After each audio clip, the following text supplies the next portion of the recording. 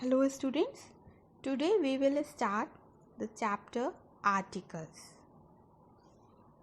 The definition of articles. A, an and the are called articles. यानी articles कौन कौन से होते हैं? A and the. Articles are always used before noun. Articles का use हम कहाँ करते हैं? Noun के पहले करते हैं. Now there are two types of articles. Articles दो तरह के होते हैं.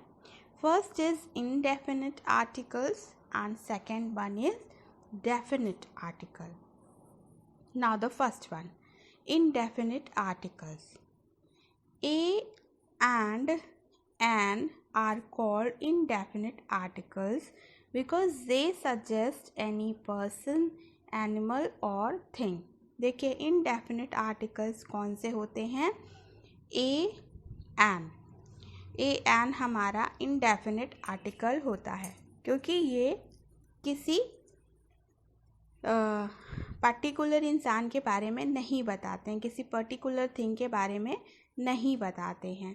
ये इनडेफिनिट मतलब अनिश्चित होते हैं. जैसे हमने कह दिया एक मेरे पास एक पेन है, मीन्स कोई भी एक पेन है, अ पेन. एन एलिफेंट यानी कोई भी एक हाथी.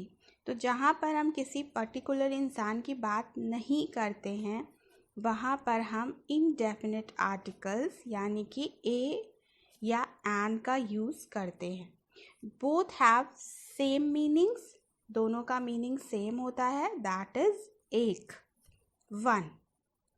They do not denote any particular person, animal और थिंग. ये किसी विशेष इंसान के बारे में बताते नहीं हैं. अब देखिए दोनों का मीनिंग जब सेम है तो हमारे सामने ये क्वेश्चन आता है कि व्हाट विल वी यूज़, हम क्या यूज़ करेंगे, कहाँ पर हम ए यूज़ करेंगे, कहाँ पर हम एन यूज़ करेंगे. So we will see the pronunciation. हमें जिस नाउन के पहले आर्टिकल को यूज़ करना है हमें उसका प्रोनाउंसिएशन देखना है. अगर उसका प्रोनाउंसिएशन कॉन्सोनेंट साउंड से हो रहा है, हमें पता है कॉन्सोनेंट लेटर्स कौन से होते हैं, वॉवल लेटर कौन से होते हैं. तो अगर उसका प्रोनाउंसिएशन कॉन्सोनेंट साउंड से स्टार्ट होता है then we use a before that noun. For example a pen. अब पेन है तो पेन में पहला वर्ड, पहला प्रोनाउंसिएशन का जो लेटर आ रहा है वो क्या आ रहा है? प यानी पी. तो पी क्या है? कॉन्सोनेंट है. So here we are using अ.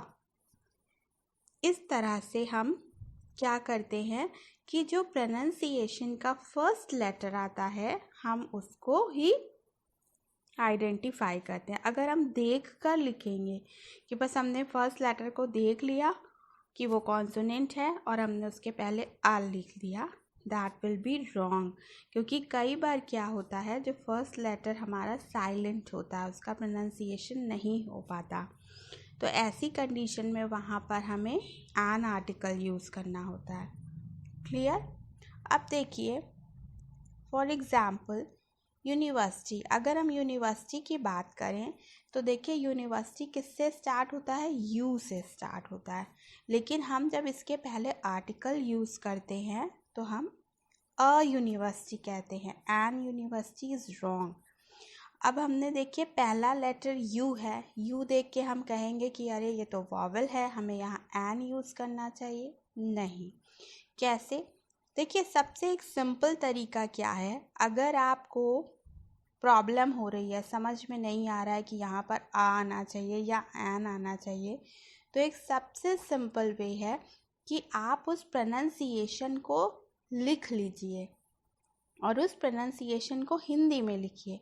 जैसे अगर हम यूनिवर्सिटी का प्रोनाउंसिएशन यूनिवर्सिटी को हिंदी में लिखेंगे तो हम लिखेंगे या में ऊ की मात्रा लगाएंगे, यू ना पे छोटी की मात्रा, इस तरह से हम यूनिवर्सिटी को हिंदी में लिखेंगे.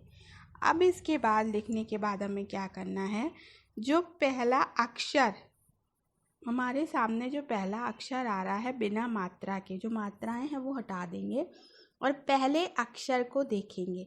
अगर वो पहला अक्षर इंग्लिश में कॉन्सोनेंट्स में आता है तो वहाँ पर हम हमेशा अ यूज़ करेंगे, और अगर वो पहला अक्षर हमारा इंग्लिश में वॉवल्स में आता है तो हम वहाँ पर हमेशा एन यूज़ करेंगे। देखिए कैसे। अब हमने जब यूनिवर्सिटी को लिखा तो पहला अक्षर हमारे सामने या आया, या पे ऊ की मात्रा। अब हमें मात्रा तो लेनी नहीं, हमें सिर्फ अक्षर लेना है या।